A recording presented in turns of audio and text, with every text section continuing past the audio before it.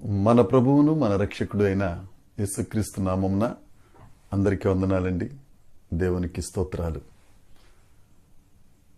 లోకరక్షకుడు ఇమ్మానుయేలు దేవుడు, మన ప్రాణనాథుడు మనకు అనుగ్రహించిన ఈ నూతన దినమును బట్టి సమస్త మహిమ ఘనత ప్రభావములు యేసయ్యకే చెందునుగాక. ఆ యేసుక్రీస్తు ప్రభువు ఈ నూతన దినములో మనకు అనుగ్రహించిన కృపావార్త దేవుని యొక్క వాగ్దానము. ఆదికాండ గ్రంథము 21వ అధ్యాయము 22వ వచనము. ఆ కాలమందు అబీమెలెకును అతని సేనాధిపతి అయిన పీకోలును అబ్రహాముతో, నీవు చేయు పనులన్నిటిలో దేవుడు నీకు తోడుగా ఉండెను. దేవునికి మహిమ కలుగునుగాక, దేవునికి స్తోత్రం కలుగునుగాక. ఎంత మంచి మాట అండి.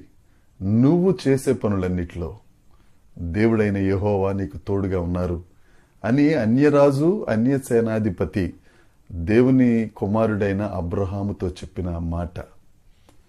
అబ్రహామును దేవుడు పిలిచిన తరువాత అతడు తన ఊరిని తన వారిని విడిచి దేవుని అడుగుజాడల్లో నడుస్తూ దేవుని యందు విశ్వాసం ఉంచుట వలన అబ్రహాముకు 75 సంవత్సరాల్లో అతను ఊరు విడిచిపెట్టి రాగా, అబ్రహాముకు 100 సంవత్సరాల వయసులో దేవుడు అబ్రహామును శారమ్మను జ్ఞాపకం చేసుకుని వారికి ఇస్సాకును అనుగ్రహించారు.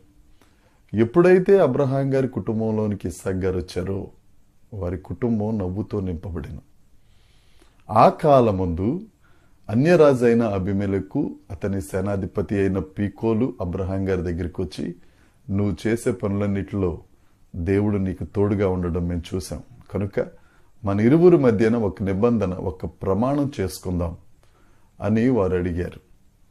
నా ప్రియ సహోదరి సహోదరుడా, ఎప్పుడైతే మనం దేవుని యందు విశ్వాసం ఉంచి దేవుని మీద ఆధారపడతామో దేవుడు నీతో నాతో చెప్తున్న మాట, నువ్వు చేసే పనులన్నిటిలో నేను నీకు తోడుగా ఉంటాను. పనులన్నిటిలో తోడుగా ఉంటాను అని అంటే మనం దేవుడిని అడ్డం పెట్టుకుని రకరకాల పనులు, పిచ్చి పిచ్చి పనులు, పాపపు పనులు, మన ఇష్టానుసారమైన పనులు చేస్తే దేవుడు తోడుగా ఉంటానని కాదు దేవుడు చెప్పిన వాగ్దానం. మనం దేవుని మీద ఆధారపడి దేవుని యందు విశ్వాసం ఉంచి ఆయన నామ మహిమార్థమై ఆయన ఆజ్ఞల ప్రకారం ఆయన చెప్పిన పనులు మనం చేసిన ఎడల ఆయన మన పనులన్నిటిలోనూ తోడుగా ఉండి మనలను ఆశీర్వదించే గొప్ప దేవుడు ఆయన. ఆయన నిన్న నేడు నిరంతరము మారని దేవుడు. అబ్రహాముకు తోడుగా ఉన్న దేవుడు నీకు నాకు కూడా తోడుగా ఉంటారు.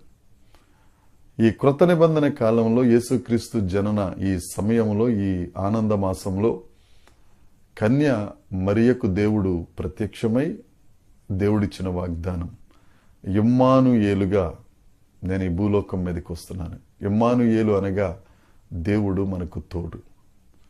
ఆయన ఆరోహణమవుతున్నప్పుడు కూడా, ఆయన పునరుద్ధానుడై ఆరోహణమవుతున్న సమయంలో దేవుడు చెప్పిన వాగ్దానం, ఇదిగో సదాకాలము వరకు నేను మీకు తోడుగా ఉంటాను.